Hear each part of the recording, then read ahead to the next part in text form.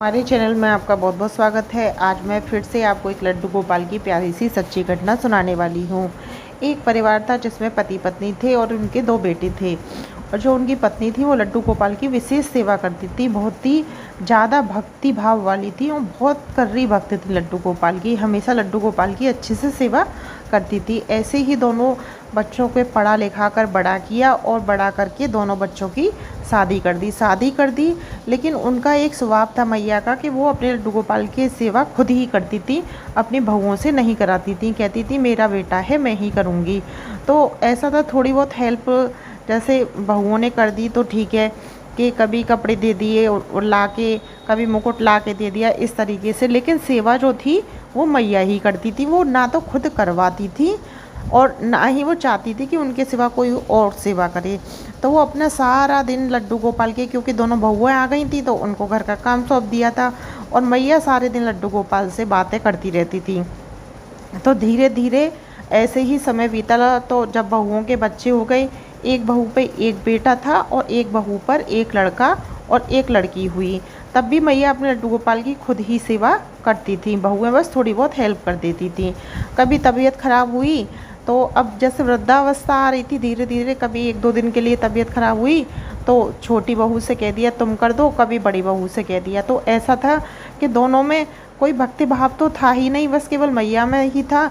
तो कभी जब वो सेवा करती थी तो जैसे 2-3 दिन के लिए बीमार हो गई तो उनको थोड़ा सा ये लगता था कि यार अब हमें सेवा और करनी पड़ेगी, ये माता जी बीमार हो गई।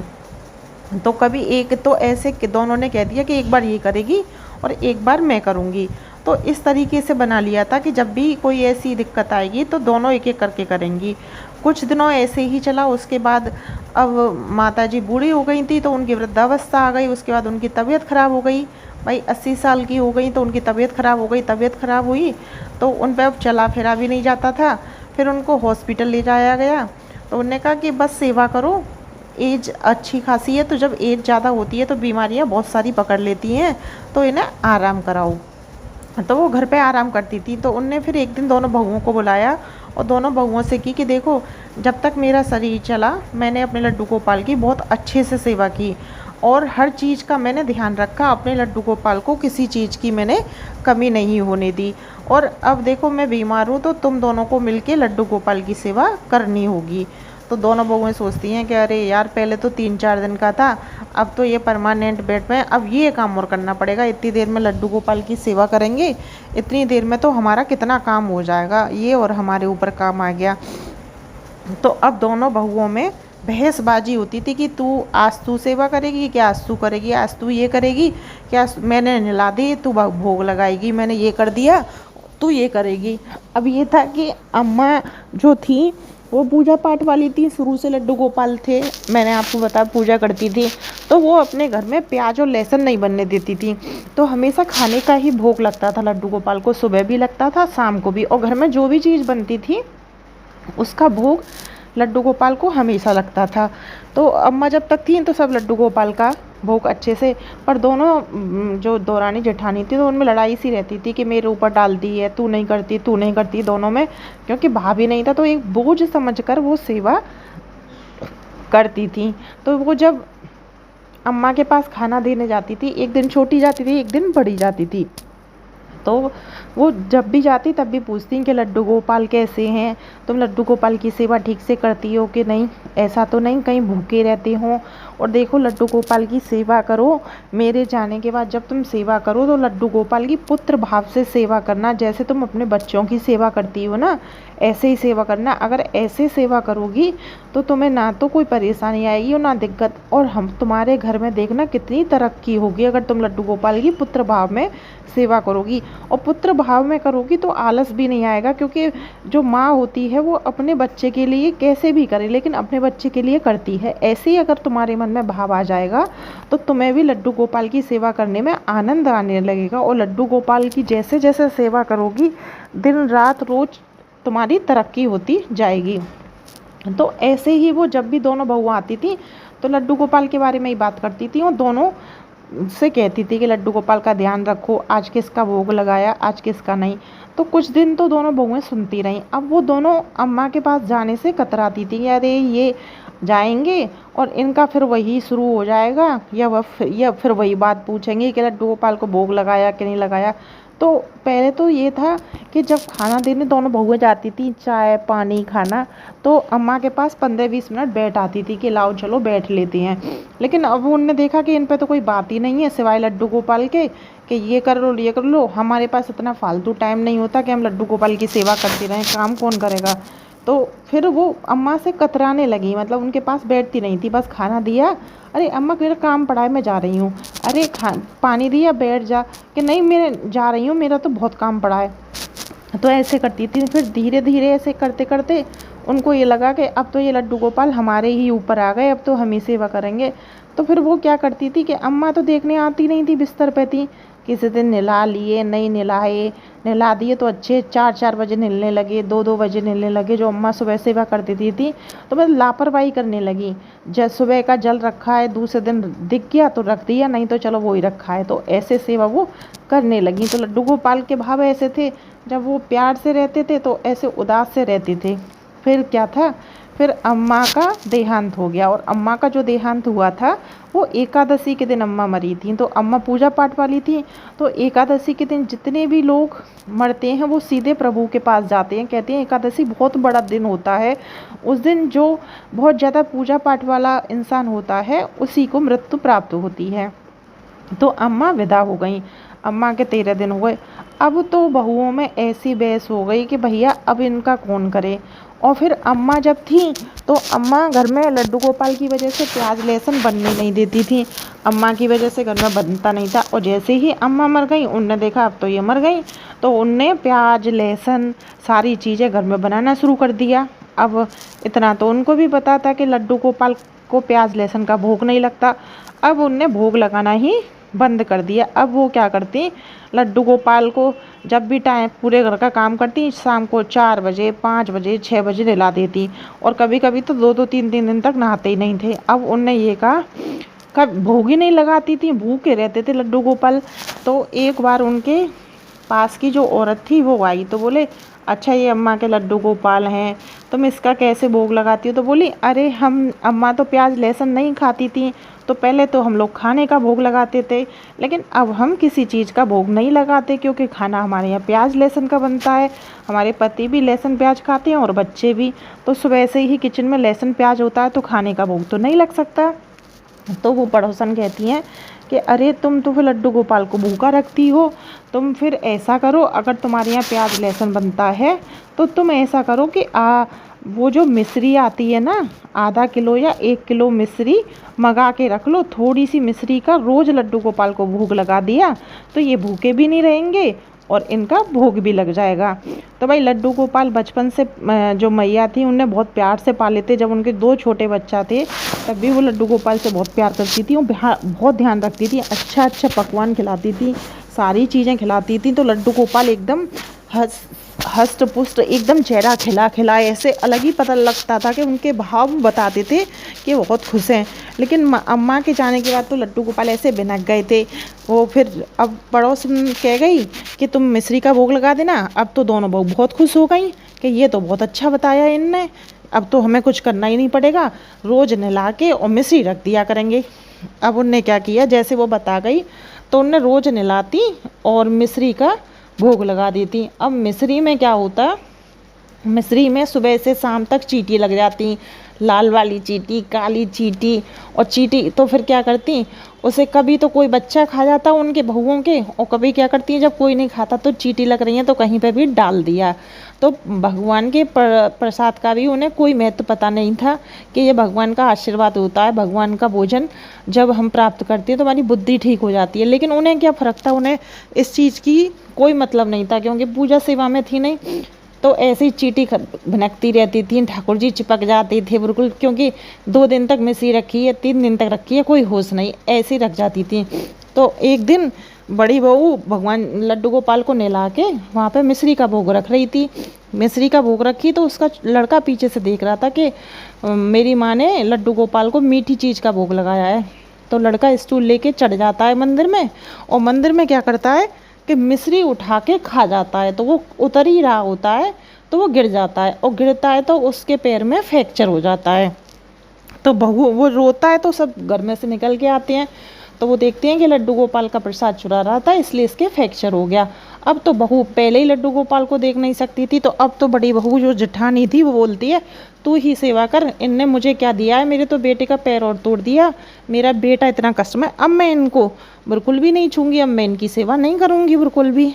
तो छोटी बहू कहती है कि ठीक है आप मत करो, मैं कर लूँगी। तो जो छोटी बहू थी वो सेवा करने लगी, लेकिन बड़ी बहू के मन में ऐसे भाव आ गए थे कि इनने मेरे बच्चे का पैर तोड़ दिया है, अब तो मैं इनको कभी हाथ नहीं लगाऊंगी।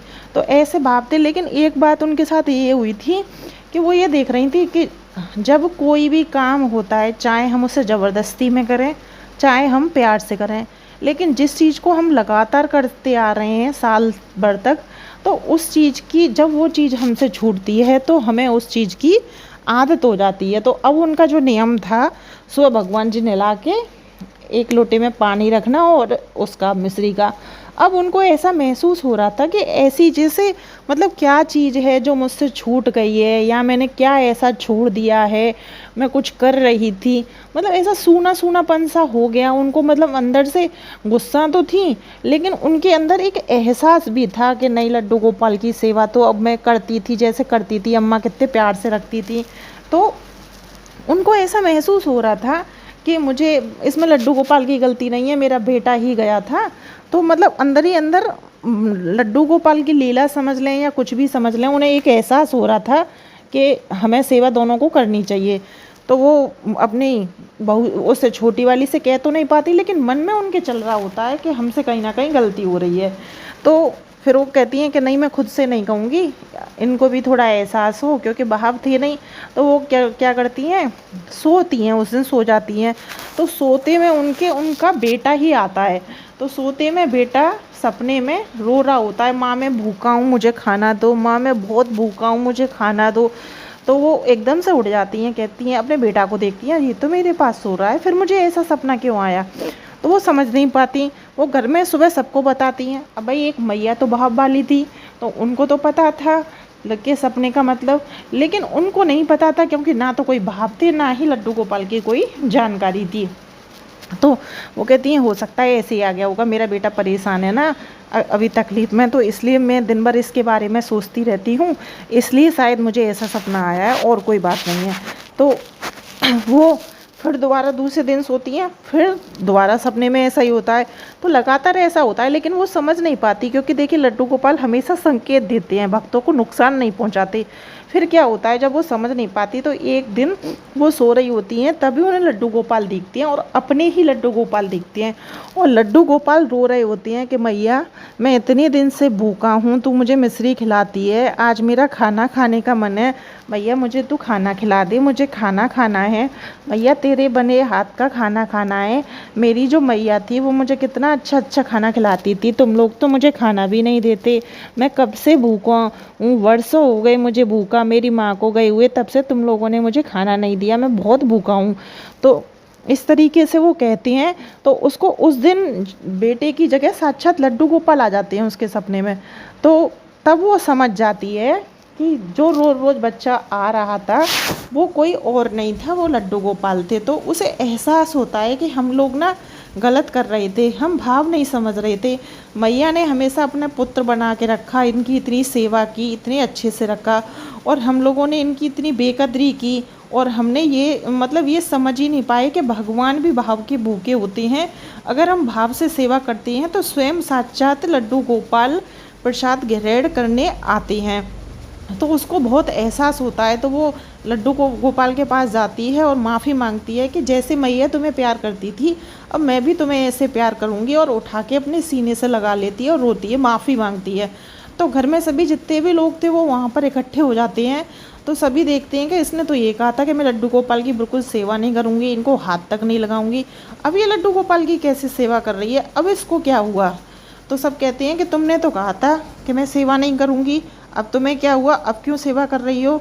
तब वहाँ पे सब बैठ जाते हैं और वो रोती है और बहुत रोती है। सब कहते हैं अरे रो क्यों रही हो, बताओ तो सही क्या बात हो गई। तब वो बताती है कि मुझे 5-6 दिन से अपना बेटा सपने में दिख रहा था, वो बहुत रो रहा था और खाना मांग रहा था, लेकिन मैं इस चीज़ को भी नहीं समझी। मैं तब भी नहीं समझ पाई वो ऐसा सपना क्यों है। लेकिन रात को लड्डू गोपाल मेरे सपने में आए और मुझसे कह रही थी कि मैया, तुम दोनों मुझे वर्षों से भूखा रख रही हो। मेरी मैया मुझे कितना प्यार करती थी, कितना ध्यान से रखती थी, तुम लोग तो मुझे भूखा रखते हो। मुझे बहुत भूख लगी है, मेरे लिए अच्छा अच्छा भोजन बना दो, मुझे खाने को दे दो। वो ऐसा कहती है। तभी जो छोटी वाली बहू थी, छोटी वाली बहू भी एकदम से डर जाती है। वो कहती है, अरे ऐसा तो मैं भी कर रही थी, मुझसे भी गलती हो रही थी। तो उसे भी एहसास होता है कि हाँ, हम दोनों जो कर रहे थे, भगवान जी कोई बोझ नहीं होते, भगवान जी हमारे घर के सदस्य होते हैं। और जो लड्डू गोपाल होते हैं वो तो बाल स्वरूप होते हैं।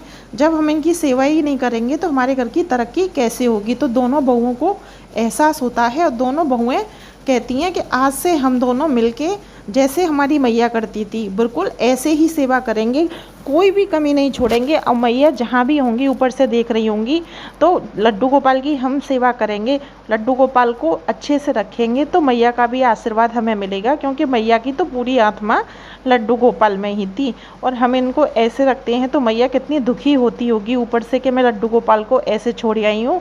हमसे कहीं ना कहीं अनजाने में बहुत पाप हो रहे थे, पर आगे से अब हम ऐसी गलती कभी नहीं करेंगे। दोनों मिलके जो हो सकेगी अच्छे से अच्छे अपने लड्डू गोपाल की सेवा करेंगे। फिर दोनों बहू मार्केट जाती है और मार्केट से लड्डू गोपाल के लिए अच्छी अच्छी पोशाक, गले के सेट, मुकुट, सारी चीज़ें दोबारा से खरीद के लाती हैं, पंडित को बुलाती हैं और अपने मंदिर में फिर दोबारा से लड्डू को विराजमान करती हैं और पंडित जी के आगे कहती हैं कि आज से हम अपने लड्डू गोपाल की सेवा अच्छे से करेंगे। और सभी रिश्तेदारों को बुला के भोजन कराती हैं और कहती हैं कि आज के दिन ही हम मानेंगे, क्योंकि आज के दिन ही हमारे मन में भाव आया है लड्डू गोपाल के लिए, तो आज से ही हम पूजा करेंगे। और आज के ही दिन हम अपने लड्डू गोपाल का हर साल जैसे हम अपने बच्चे का जन्मदिन मनाते हैं, ऐसे ही आज के दिन से ही हम अपने लड्डू गोपाल का हर साल जन्मदिन मनाया करेंगे। अब कोई भी ऐसा काम इस घर में नहीं होगा जो लड्डू गोपाल को पसंद नहीं होगा और कोई भी ऐसा काम नहीं होगा जो लड्डू गोपाल की बिना मर्जी को होगा। अब सारे काम इनसे पूछ के ही किए जाएंगे। घर में चाहे कुछ भी आएगा, लेकिन सारी चीज़ें सबसे पहले हम लड्डू गोपाल के आगे रखेंगे। तो यह थी आज की सच्ची घटना। वीडियो कैसी लगी कमेंट बॉक्स में बताएं। वीडियो पसंद आई हो तो चैनल को सब्सक्राइब करें और वीडियो को लाइक शेयर अवश्य करें। आप सभी को मेरा नमस्कार। राधे राधे।